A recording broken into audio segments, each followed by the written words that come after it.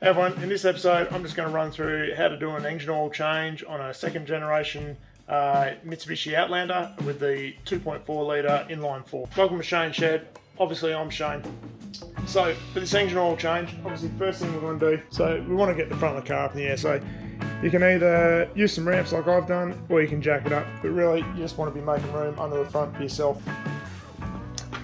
Alright, so in regard to engine oil filter, sitting at the front of the engine here, and our drain is down the back of the sump here. So we're obviously going to need something to drop the oil into, because I'm not going to put it on the floor, obviously, and we can get this filter off as well. Alright, so for this drain, you're going to need a 17mm, either a ring spar, socket, whatever you've got, doesn't really matter. I'd probably try and avoid using a shifter, but that's just me. You can use that if you really desire. And probably the other main consideration is just make sure your engine oil is hot. That way you'll get a lot more of your oil out, or you won't have to wait as long. And just be careful with that. Now while that sump's draining, I'm just going to see if we can crack this oil filter by hand. Let's see how we go. See how tight it is. Yeah, no, it's pretty tight. Okay. Now, I'm pretty sure my filter wrench is going to be way too big for this one, so I'm going to figure something dodgy out to get this off. I'm going to give this a go with my filter strap, but this one's pretty crappy if I'm honest, so I'm going to have to get something a bit better for this job. Honestly, it's just, this is a really small little filter, so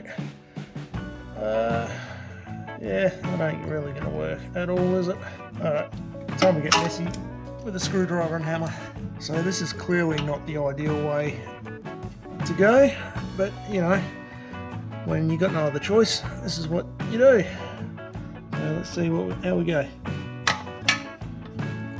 What I want to do is actually puncture this by a cam.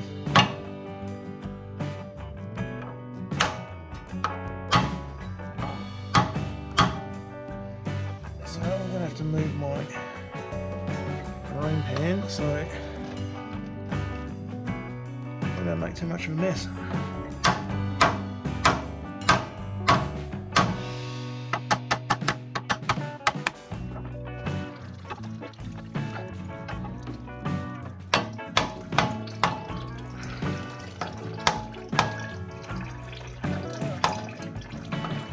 Like I said, it's a messy process, getting oil all over me.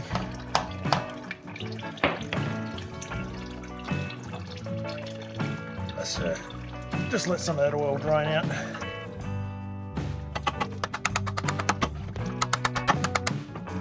Okay, it's just starting to, there we go. It's poking out the other side, so we should be able to get that done too. Hopefully, get the screwdriver back out again. I should be able to undo this by hand.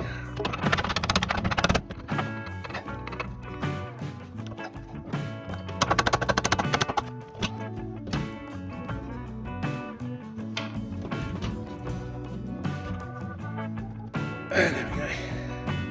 Yeah, sometimes that's all you need, is just to drive a screwdriver through it. As always, with a new filter that's going on this way, I like to fill these up with oil. Now the filter that is using these is a Z411. I just use Ryco filters where I can. Just name I particularly, just a brand I particularly like, I suppose. Yeah, they just seem to work. Reasonable price as well. Yeah, I just fill this canister up. Obviously throw a bit of oil around that O-ring gasket, and it's about all that's required really. And you should be good to go once you get a bit of oil in there. Alright, now I'll give this area a bit of a quick clean up.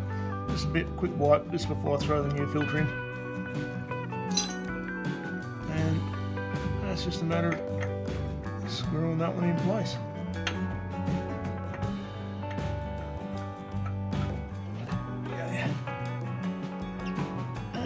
once it butts up, you only sort of need quarter of a turn, 3/4 of a turn, sorry. By hand, that's all you need. And that's it. That's it. Job done. Last thing is obviously drain plug back in, and then we can top it up with oil again. So we've let that drain out for a little while. We can just throw that drain bung back in. Definitely don't need to go too tight with these. Just nip them up.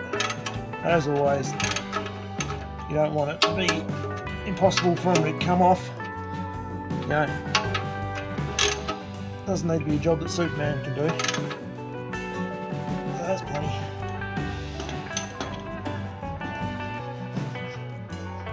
So drain plugs back in, oil filter back on, we can top this up with oil. So I'm just running with the Penrite HPR5. It's kind of a little bit of a go-to oil for everything. Well, kind of everything apart from my disco. I think it was 4.6 litres is required for this engine, so I just fill it up and pretty much job done for an engine oil service. But you don't really need to know the exact literage anyway. So this is your dipstick, so you just fill it up between these two marks. I normally go to the high point. You can see I spin it around this way.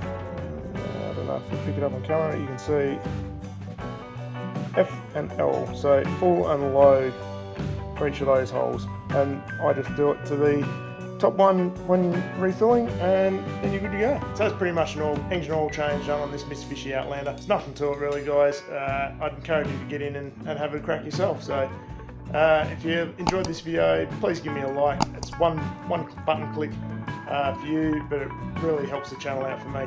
And if you're new to the channel, please consider subscribing, and hopefully I'll see you on the next video. So cheers, guys.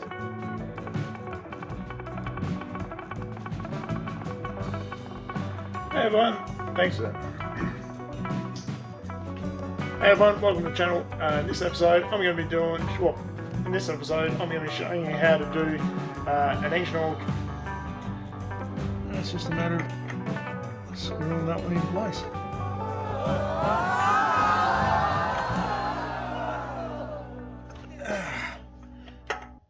Usually just a matter of screwing it in place when it wants to thread on properly.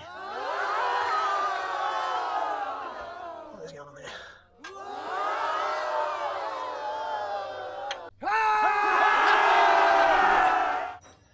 So that's pretty much as simple.